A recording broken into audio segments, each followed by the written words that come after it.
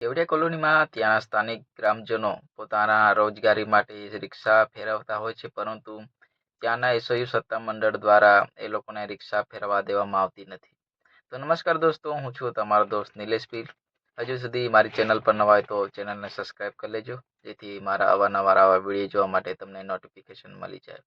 તો વિડીયોમાં વાત કરીએ તો ચેતર વસાવા ત્યાં પહોંચે છે અને જે ત્યાંના ગ્રામજનોના જે પ્રશ્નો હલ થાય એ માટે તે લોકો બધા રિક્ષા ચાલકો સાથે એ એસયુ સત્તામંડળ એટલે કે ત્યાંના સીઈઓને મળવા માટે કેવડિયા કોલોની પહોંચે છે.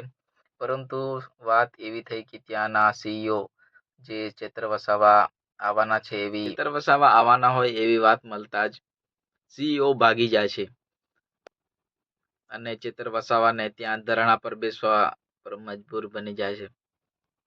તો ખરેખર આ જે રિક્ષા ચાલકો છે ત્યાંના વતની, ત્યાંના ગ્રામજનો, એ લોકો પોતાની રોજગારી માટે તો રિક્ષા ચલાવતા હોય છે, પરંતુ ત્યાંના સત્તામંડળ દ્વારા એ લોકોને રિક્ષા ફેરવવા દેવામાં આવતી નથી.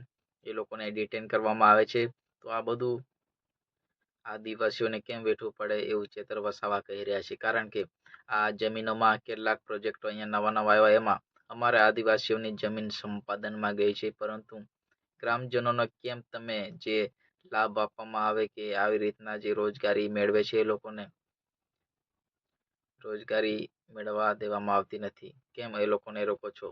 ચેતર વસાવા ખૂબ આક્રોશ વ્યક્ત કરે છે. एमएलए हूँ मैं, यहाँ से है ना 70 किलोमीटर से आया हूँ, तो मैं सीओ को ही मिलूंगा, वो क्लार्क बार सेकंड ईयर को मैं नहीं मिलूंगा। हाँ बुलाइए तो सीओ को बुलाइए। तो कहाँ गए हो? हाँ ये पूरा वही वर्ड करता है, सीओ करता है ना, उनको बुलाओ ना। हम थोड़ी आपसे और दूसरे बात से करेंगे, कोई एडिशन बिडिशन को हम नहीं जानते। सीओ को बुलाओ। हाँ तो अभी तो थे, कहाँ गए? हम आए थे, भाग गए। अभी तो थे 10 मिनट पहले, कंफर्मेशन हमारे आदमी से लेके ही तो हम आए। जो भी हम जानते नहीं, बोलो लोकल एमएलए आए, बुलाओ। आएंगे नहीं तब तक जाएंगे नहीं। उनका बाप का थोड़ा वो राज चलता है यहाँ पे। हमारे लोगों ने जमीन नहीं, रोजगार नहीं दे रहे ना, तो उनको आने जाने में वो ऐसा मानसिकता वाला कोई अधिकारी यहाँ नहीं चाहिए हमको। नहीं तो कॉलर पकड़ के यहाँ से घिसड़ के बाहर निकालेंगे, वो सीओ भी होंगे अपने घर। अब बोल देता हूँ, बुलाओ उसको।